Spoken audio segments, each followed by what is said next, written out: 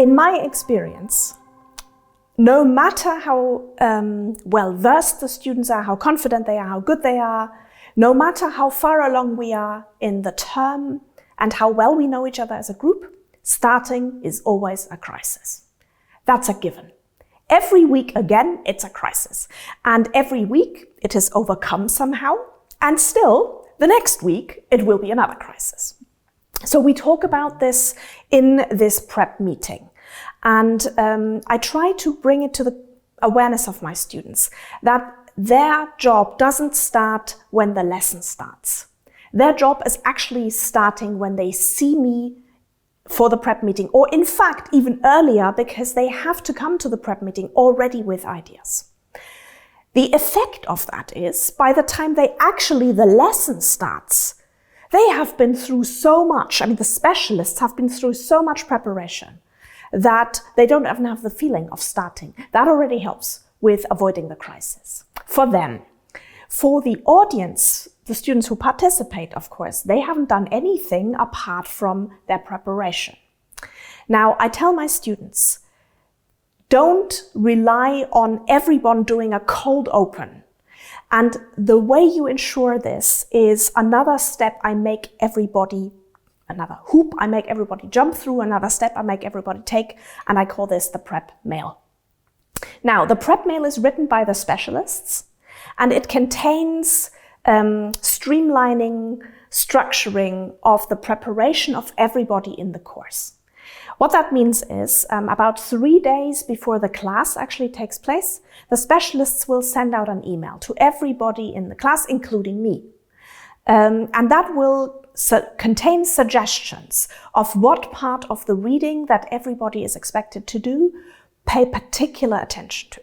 So which passages have supreme importance, which quotations merit thinking about, or maybe which particular parts of a question relate to things we have done a week ago or 2 weeks ago. Now, just like there are different types of questions, there are also different types of answers. And some relatively simple questions, what I called Class A questions, usually also have relatively, answers of little complexity. But there are, of course, questions that merit from thinking about this particular question longer than 10 seconds, say, which is the average time you have if you are asked something in class in order to answer. Now, if there is a greater complexity to a question, this is a good candidate to go into the prep mail. So that means a question where the specialists think, I would like my colleagues to read a particular passage, say a poem, and compare it to something we talked about last week when a particular concept was introduced in a different context.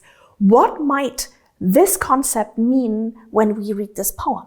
So if we say we have introduced the concept of the sublime in the connection of Gothic horror fiction, and now we look at a poem, a romantic poem that uses the same topoi of the sublime.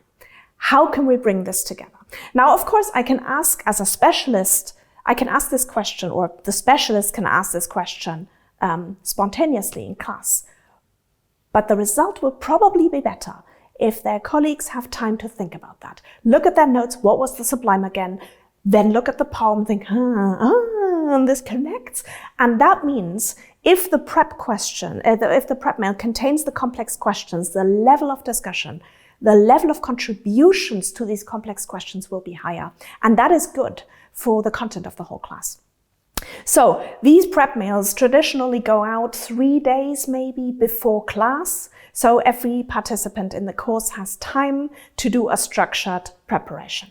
The other advantage of something like that is, of the prep mail specifically, is that the specialists have already committed to a certain structure of the lesson.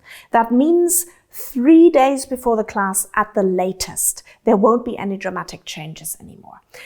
What that means is last minute preparation doesn't happen because they've seen me for the prep meeting and they've sent the prep mail and committed themselves to it.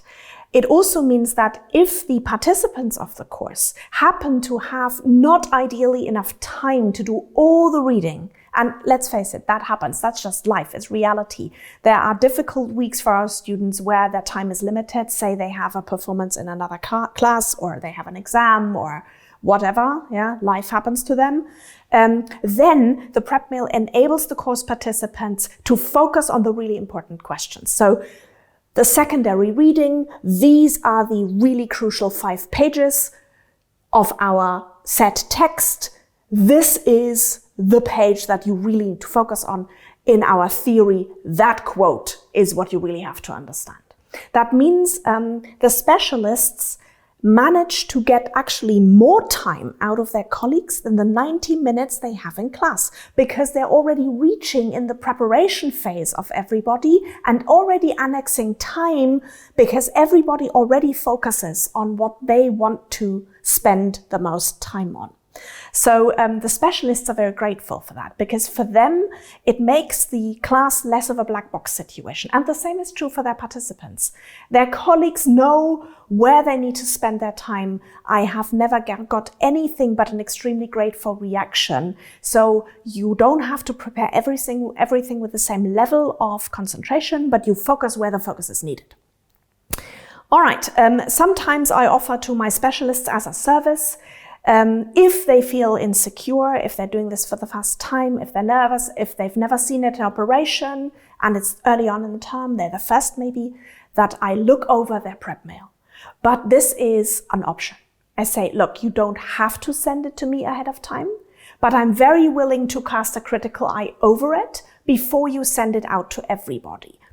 If you do that, however, bear in mind what that means in terms of time management, because you send it to me, I have to look at it. I can't drop everything the instant I get your email. I have other stuff to do. So I need a little time in which I can actually read it. Then I have to react to it. Then I send it back. Then you have to react to my reaction. And then you need to send it out, and it is 3 days before class.